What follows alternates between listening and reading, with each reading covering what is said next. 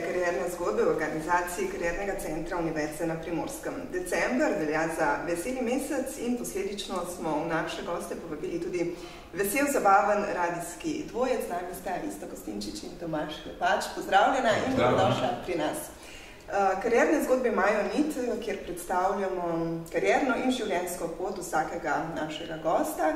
In tudi pri vaju pa tako, če se vrnemo v vajno otroštvo, isto mogoče začnemo z vami. Kakšne spomine imate? Veselje. Par spominov že manjka, ampak dobro, da postaja par fotografij. Drugače pa nič kaj posebnega. Ne? Kar se kariere tiče, imel sem eno plastično kitaro, na katero sem brenkal in ta zgodba se je potem razvila v neko dolgo pauzo, brez neke glasbe zraven, potem pa sem z glasbeno šolo štartal, naredil torej nižjo glasbeno s harmoniko, ki je potem skoraj da nisem več taknil, ko sem pustil glasbeno in sem uporabil samo še enkrat čez 15 let za neke posnetke. Ampak tako je nekako štartalo z glasbo. Kje pa ste preživljali otroštvo? V Kopru? Doma, v Portorožu. Portorožu. Ja, gor na hribu. Tako da, če sem se hotel družiti s prijatelji okrog sebe, imam še zdaj v glavnem vikendaše iz osrednje Slovenije, tako da so me potem starši vozili dol in hodili tudi iskat Lucijo in Portorož. Tomaž, vi? Moje otroštvo pa je začelo se in nadaljevalo v Kopru, v centru mesta, dol na Muščevem trgu, v Kolarski ulici. Lepo otroštvo, 70 leta, spomnim se takrat, banane so bile redka stvar, ki so bili dragi. Drugače pa sem imel svojo prababico, Tomico se mi rekel, in ona je bila z mano, me je pazila in sva prepevala skupaj. In to je bilo na dnevni ravni, ko je hotela ona počivati, me je postavila pred vrata, je rekla, zdaj ti poj in jaz te bom ocenjevala in ona je spala mirno in jaz sem prepeval v vseh možnih jezikih in na koncu se odprla oči je rekla 10. Sem bil srečen, zadovoljen, ker sem zmagal in to je to. In ona se je naspala. Zagotovo ste imeli srečno otroštvo, vi imate tudi otroke, če primerjate vaše in njihovo otroštvo. Joj, to bi mogla njih dva vprašati. Načeloma otroci nikoli niso zadovoljni starši. Čisto, sploh pa... Kaj pa nasplošno, glede igre, vi ste verjetno otroštvo preživeli več ali manj zunaj, vaši otroci verjetno že manj? Ja, definitivno manj. Pač se prilagajajo te pa življenje in načinu življenja, ki ga ponuja 21. stoletje. In zato ste pač malo več s telefončki, malo več za računalniki, kar je čisto normalna stvar. Se pa še vedno družimo, klepetamo, igramo, skačemo zunaj, ko je čas za to. Prišla je osnovna šola, verjetno ni bilo večjih problemov? Ne. V osnovni šoli je bilo super, bilo vse lepo in prav. Če se spomnim, bil sem predsednik pionirjev, potem sem bil predsednik mladincev. Ocene si dobival tako kar kot za šalo, petke kot da so jih taljali naokolo. To je bilo res lepo. En dober razred smo bili, 8C, še vedno rules. Se še vedno srečujete? V bistvu smo se malokrat srečali. Koliko smo se med radi, smo se premalokrat srečali. Najanka premladavojka sem hodil. In da spominjam na osnovno šolo, bom kar lepe nam reči. So se mi res lepo, sploh tisto obdobje, ko se je zbiralo star papir, tega je bilo v tistih časih ogromno, potem končni izleti, pa razni natečaji. Vem, da so s šolcem narisala nek vlak in sem potem dobila končni izlet v 8. razredu in smo vprašali, kam gre vlak najdlje in so rekli do Murske Sobote. In smo šli zato na končni izlet v Mursko Soboto. Gledaj, lepo. Isto, pri vas so tudi letele petke? Ja, sem bil kar priden v osnovni šoli, brez večjih težav. Vem, da sem bil v pevskem zboru in mi je bilo fajn, ker smo hodili malo okrog po teh tekmovanjih. Čeprav se zelo malo tega spomnim, ampak vem, da smo bili kar na ene par teh dogodkih. Drugače pa nič posebnega. Priden učenec sem bil, starši nisem imeli kakšnih večjih težav. En organiziran pretep sem imel z enim sošolcem. Ti. Ja, je bilo prav vse ura določena, smo se dobili pod šolo na točno določenem mestu in to so se zbrali vsi okrog, v bistvu se je končalo neodločeno. To je tašen živ spomin na osnovno šolo. Drugače pa boljše in slabe učiteljice, ampak s časom spoznaš, da so bile vse fajn. Se je ta prednost potem v srednji šoli spremenila ali ste bili v srednji šoli? Ja, s Primkom Kostinčič sem prišel na srednjo ekonomsko in sem prišel na prvo mesto na drugi strani redovalnice. To je pomenilo, da po enem tednu prvega letnika, ko so začeli malo preverjati znanja in spraševati, so 4 ali 5 profesorjev zaporedoma so rekli, prve strani ne bomo spraševali, na drugi strani sem se zasvetil jaz gor, tako da sem štartal prvi letnik 4 ali 5 šusi, za katere nisem povedal staršem. In niso nikoli zvedeli? So zvedeli kasneje, ko sem jih popravil. Ampak potem pa nobenega popravnega nisem imel nekih težav. Se je pa hodil tukaj v Kopru po teh igralnicah, čim smo imeli čas k Džinotu dol na pristaniško, pa v, kaj je bil še, Park Center ali nekaj podobnega, kako je bil, ne vem, dol. Džina vedno bil. Ja, Džina je bil. Pa tudi, ko je bil popoldanski pouk, smo šli rajši izkušno trolo prej, iz Portoroža v Koper, da smo šli še malo igrico odigrati, ker neki računalnikov dosti še takrat ne bilo, oziroma si mogel biti kar pridnarjo, no, da si imel kakšen boljši računalnik, da so laufali igrice. Ne? Tomaž, vi? Moje obdobje je srednješolsko bilo pestro. Je bilo v Kopru? Vse posod. Zdaj lahko govorimo 4 dni o teh starih. Začelo se je s pomorsko šolo. Hodil sem na elektropomorsko, naredil šel čez krst in vse ostalo. In potem je udarila puberteta, zdaj vidim, in se mi ni dalo hoditi v Piranu šolo, ker je bilo treba prezgodaj vstajati. In potem sem se odločil, da bom našel eno šolo, ki je bližje domu, tako da lahko grem 5 minut prek zdajci v šolo. In sem našel gimnazijo. Da, vsaj ne bi. In sem se prepisal na gimnazijo. In potem sem bil tam na gimnaziji, oglavnem potem, jaz sem takrat imel že pač daljše lase. Edini sem v letniku kadil, javno, ker sem se upal kaditi. In so me učiteljica imeli neizmerno rade. Vsak dan so o meni govorili o zbornici, vsak dan so debatirali z mano na razne načine. Ne vem, psihologinja me je dosti poklicala na kakšen razgovor. Ravnatelj je bil v dobrih odnosih z mano.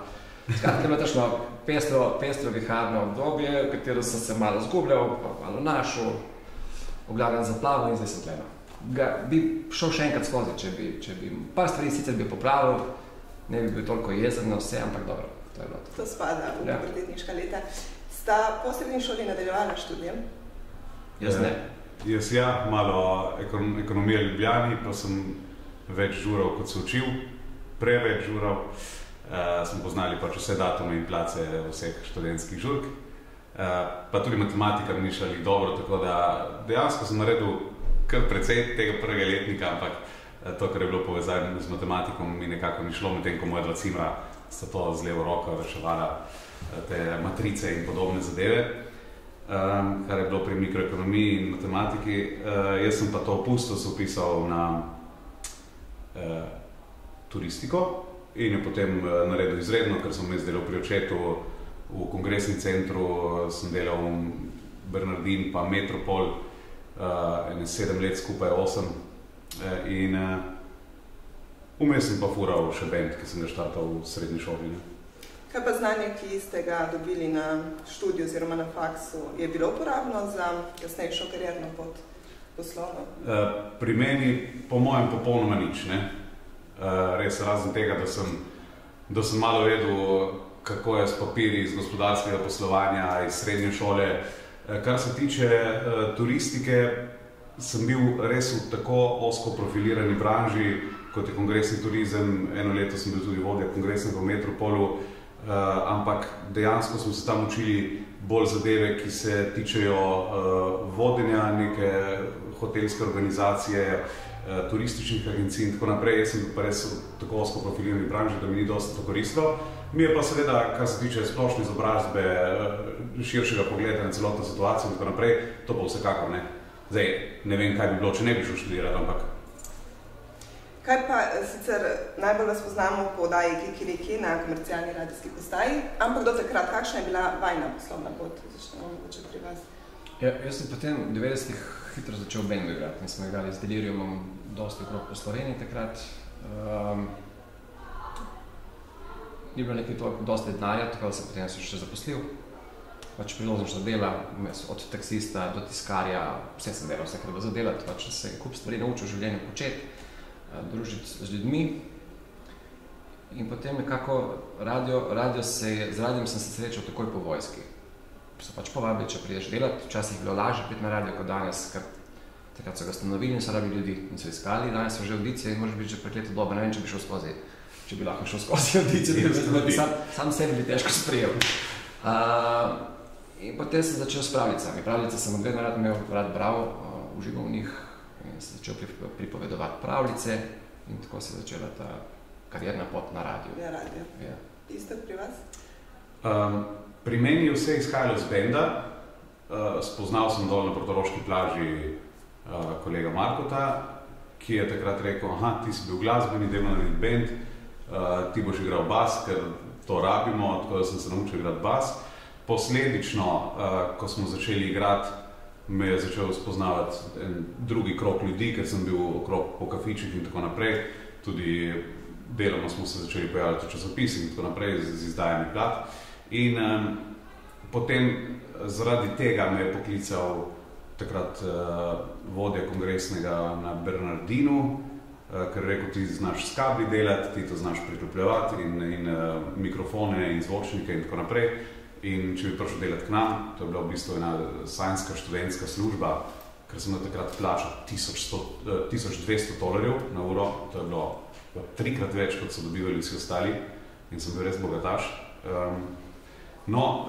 Potem sem malo prešaltal na Metropol, pa malo delal oboje, prej sem pa itak pomagal očetu in prodajal sadje na tržnici in delal v kazinoju in vsega pač kot študent. Zaradi tega, ker smo hoteli priti na radijske postaje, smo se enkrat dobili z bivšo urednico Radia Morje, z Mojco Briščik in medtem, ko smo se pogovarjali, je rekla, ti imaš zanimiv glas, isto, kaj če bi prišel delati na radio, ne? In tako sem začel z eno popoldansko oddajo na Radio Morje, ki sem jo sicer snemal, kar mi je tudi ustrezalo, ker sem lahko šel, ne vem, ko sem končal polnoči na Bernardinu, ko se zaključil nek dogodek, sem lahko šel res v Koper in posnel oddajo za en teden, ne? Torej sem si lahko prerasporedil čas. In potem, ko so zaprli Radio Morje, me je čez čas poklical Mitja iz Kaprisa in tako smo potem se zgodil kikiriki? Ja, nikoli nisem imel nobene želje delati na radiju. Nikoli nisem pomislil, da bi šel delati na radio. Pa ste se takoj ujela kot jutranja ekipa? V bistvu najprej delal popoldan. Sicer s njega sem že parkrat prej vprašal, ker je imel zanimiv način govora. Če bi prišel delati, pa rekel najprej, da ne. Ja. Ni bilo časa. Ja, tako. In potem je letel na radio, imel popoldanski program, potem, jaz takrat sem bil v jutrnjem, isto skoraj da odvedno.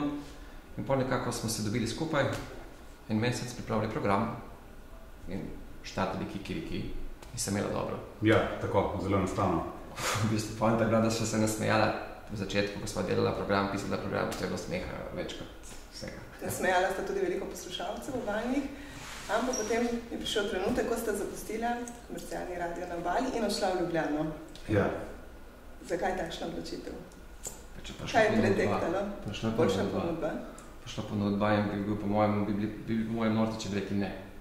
Pa imate občutek, da so vam primorski poslušalci oziroma Valjni zamerili to odločitev? Ja, kako ti lahko, zdi, ki je kamera, ti lahko razčistimo in par stvari. To je v bistvu čisto vsak je rekel, zakaj ste se prodali Žabarjem. Nismo se prodali Žabarjem, pač to Radio 1, menjali smo pač službo. Je pa res, da je radio ena navada in da je neka rutina. Sploh jutrni program. Ljudje, ki poslušajo in se navadijo na nek radio, so navajeni na glasove, na določen način informacij, na podajanje teh informacij, na dobro voljo, midva sva sproducirala dosti. In kar enkrat tega ni več.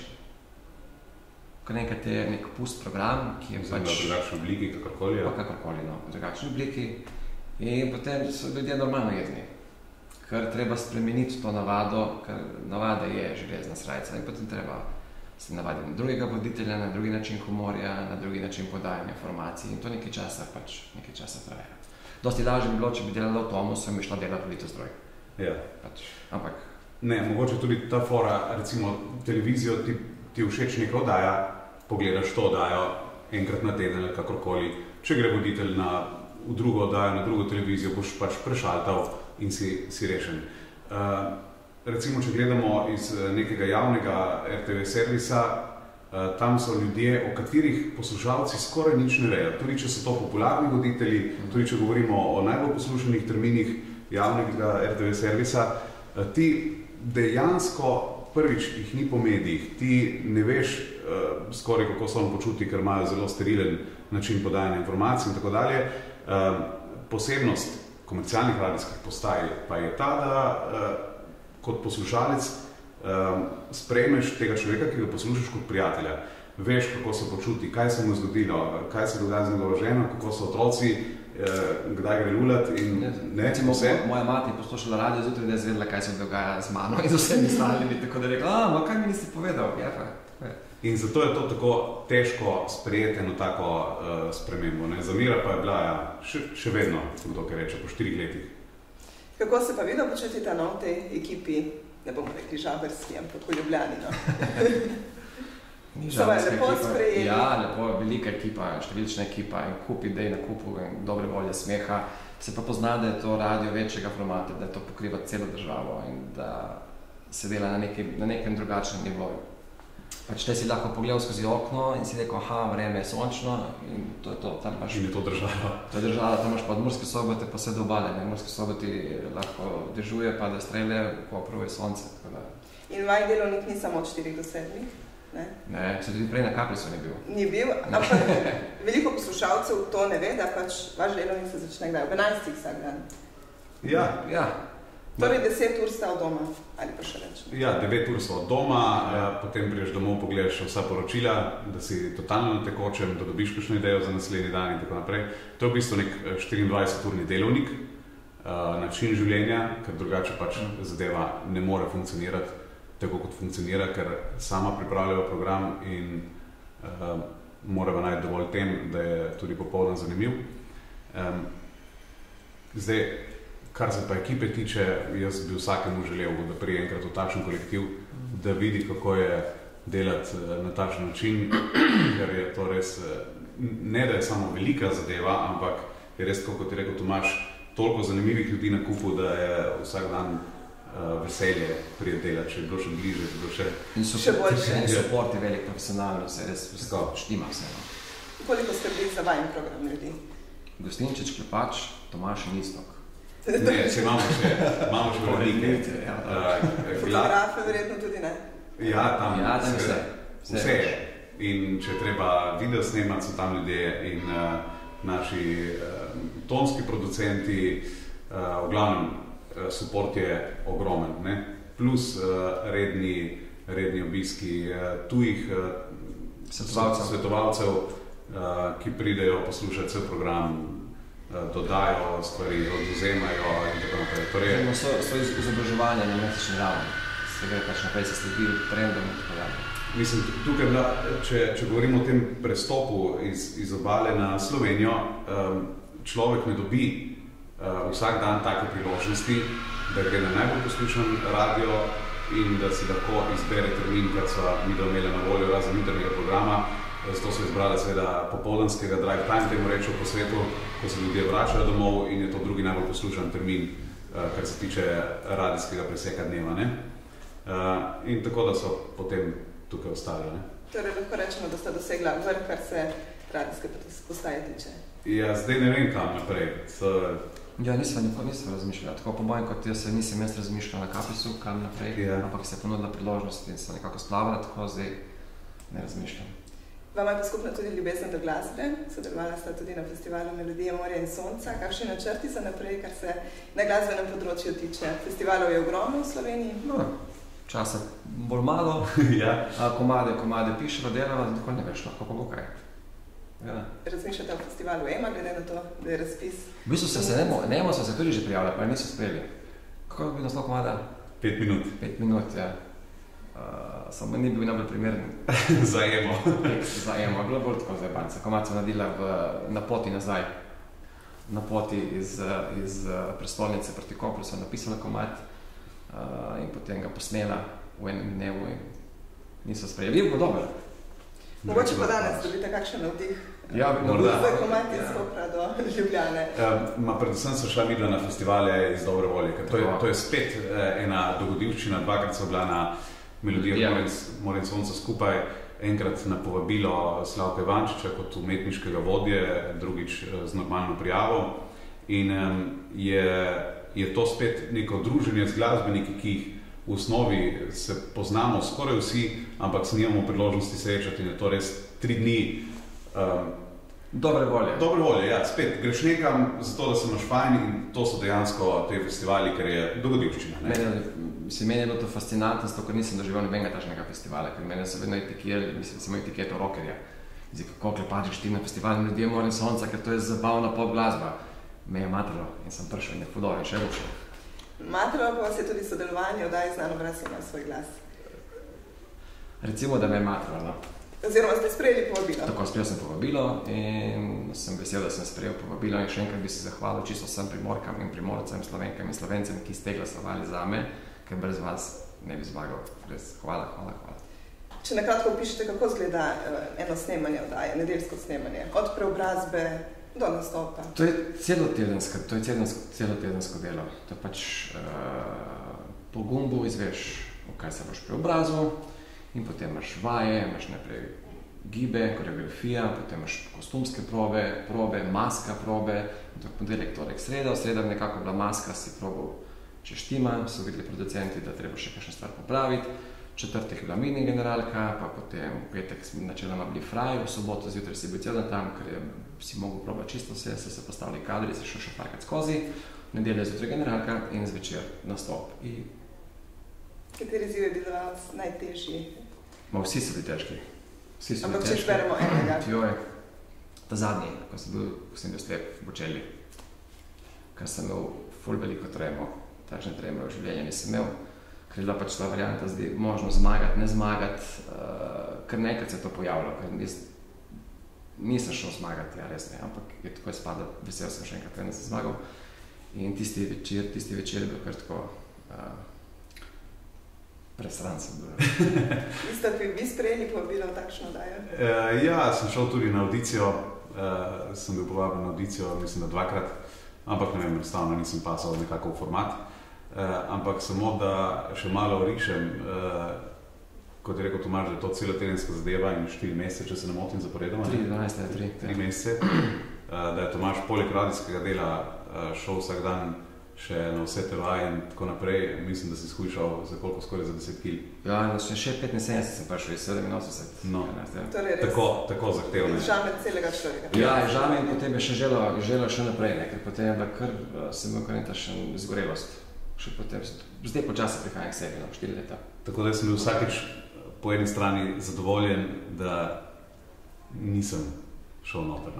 Kaj pa sicer, če bi šli, katere vloge bi si najbolj želeli? Moške, ženske preobrazbe? Imam mogoče kakšno žensko preobrazbo lik zaradi tega, da bi videl, kot to zgleda, ker niti zapusta nikoli nisem bil ženska ali kaj takšnega. Ampak drugače pa res nisem niti o tem razmišljal. Ker sem šel na te audicije spet tako, zdravo, Isto Gustinčič, bi prišli na audicijo v sredo, ajde, pridem in vse tako malo bolj z levo roko jaz vzamem te zadeve. Če gre skozi, gre, če ne pa tudi v redu. Torej tukaj je dejansko potrebna audicija, da ti prideš do sodelovanja v oddaji. Ni, da te samo pokličejo in povabijo, bi ne? To so skadi, to pač iščejo primerne like in potem audicija zgleda tako, ti si prišel pred kamero, tako zdaj bili 2 tukaj, 3 tukaj. In si pripravil 5-6 komadov, jaz nisem včasih pripraviti in potem si priklapljal YouTube in zraven YouTube si pač uponašal glasove. Napel sem jih 40-50 komadov. Potem, ko te sprejmejo drugi krog, spet moraš še kup komadov 5 pripraviti, da se vidi, kje si doma, kaj nisi, kje si dober, kje si slabši. Ker konec koncev to je televizijski šov. In zabavno daje, In potem je vsak izziv potem dejansko je res izziv, ker ga moraš naštudirati, ker recimo, ne vem, meni je pač pasalo to, da bolj kot sem bil zamaskiran, lažje mi je bilo. Ker pač bolj si lahko neke druge stvari počel.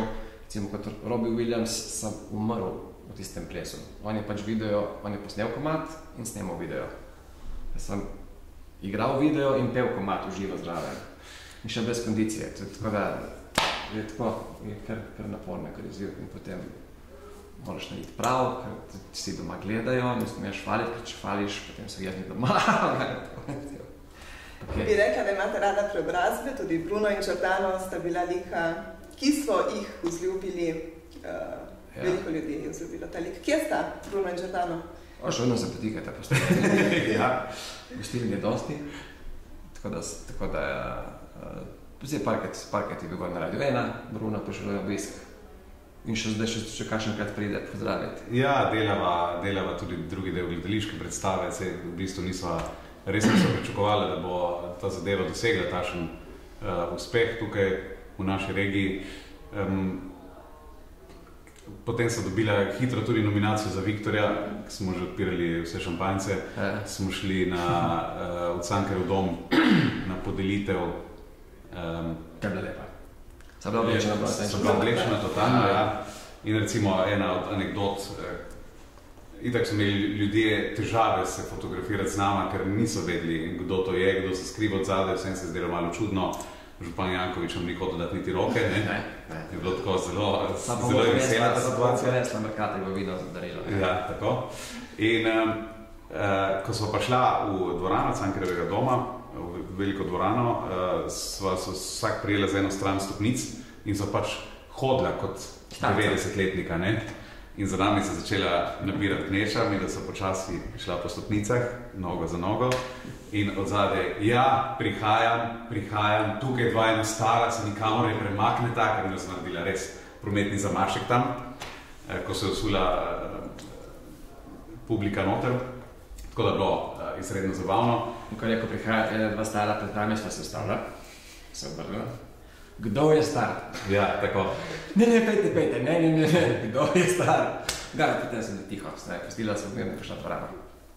In potem pa je zaživela tudi predstava, 4-krat razprodana auditorij in vse možne dvorane tukaj do Ilirske Bistrice in Postojne. Tudi v Mengšu. Tudi v Mengšu, med drugim v Špas teatru. In to je spet ena od zadev, Tomaž ima ogromno odrskih izkušenj še prej pri amaterskem gledališču.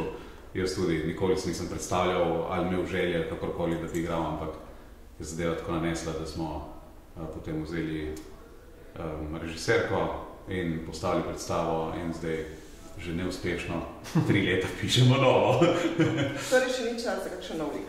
Niste še razmišljali o tem? Za nov lik ne. Ne, zakaj? Za nove izzive, ne vem. Za nove izzive ne rabiš novega lika. Treba samo starega spet zbuditi, oziroma bo dati neko novo vsebino. Pa bolj Primorci razumejo ta humor Bruna in Četana? Moja so ugotovila, da kar enako. Lažje je nastopati tukaj na obali, ker poznajo jezik. Ni treba potem vmes razlagati.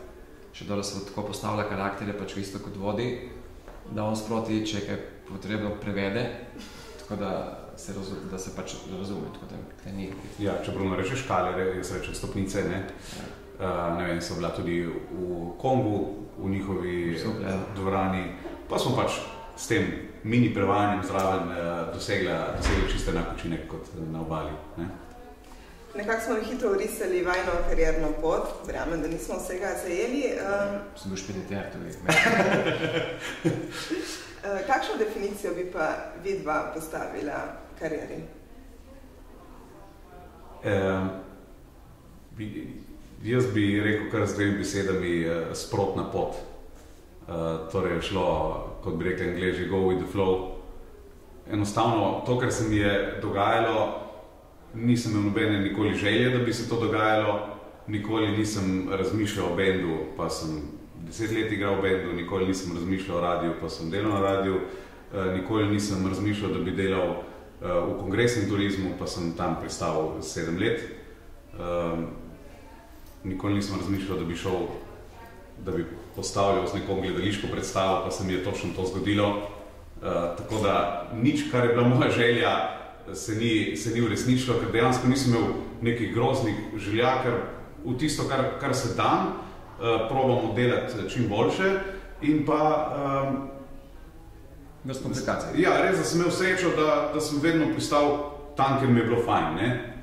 Torej nisem imel težav ali pa muke iti delati, ne? Zato da bom preživel, da bi mogel nekaj delati točno to, ker drugače bi bil konec sveta. Na srečo se mi nekako takoj šlo. Ne? In naj gre tako še naprej, ne? Ja.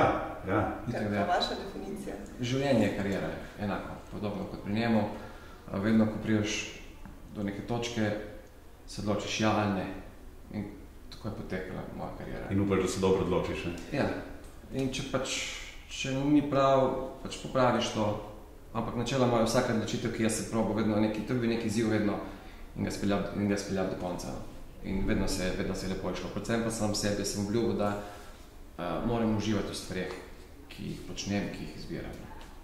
Bliža se konec starega leta. Ja. Kje bosta dočakala novo leto, to se da lahko že vprašamo? Ti boš potoval, ne? Ne, mislim, čez božične praznike grem na obisk čez lužo. Novo leto pa verjetno zdaj se dogovarjam, oziroma moram že sprejeti ali ne, če bom odšteval na Tartinjevem trgu s Slavkom Ivančičem. Torej, bolj delovno. Jaz pa ne. Silvestro. Jaz pa sem tako rad doma in sem tako malo doma, da bom doma miru z družino. Za konec bi vaju prosila, če lahko budita v sebi Bruna in Jordana in našim gledalcem, sledilcem, zaposlenim na univerzi, zaželita vse dobro v letu 2019. Lahko oblike pantomime. Lahko, če lahko vstaneva. Ne moreva. Ne morem, bom pa sedel. Bomo pa sedeli. Vi se morate predstavljati, da imam brado, vse imam, da sem starejši, v bistvu sem. Imamo kakšno očala? Allora, ne, gremo tako. Pa jaz bi rad pozdravil čisto vse poslušalke, poslušalce, ne, gledalke in gledalce. In bomo pantomimi, da ti v gostince, če boš prevajal, jaz bom kazal, ne? Allora. Jaz? Ne, jaz. Ja, vi. Jaz. Ja. Jaz. Ja. Kaj je to? Jaz želim vsem. A jaz želim vsem, ja? Da bi. Da bi, to pomeni, da bi, ja. Rekel, da bi. Kaj je to? Novo leto, Jelkica, ne? A ja, da bi? Da bi v novi letu. A ja, v letu, dobro. Gospod Bruno, kaj? Sejali. A ja, sejali, ja. Sejali dobro voljo. Ja. In bili polni ponosa. Tako, no, tako. Hvala vama, da ste si vzela čas, da ste bila naša gosta. Mi vam tudi želimo vse dobro v 2019, predvsem pa glede na to, da ste veliko na cesti. Srečno in varno vožnjo. Hvala. Hvala tudi vsem, ki nas spremljate in ponovno se bomo gledali v letu 2019. Čau, čau.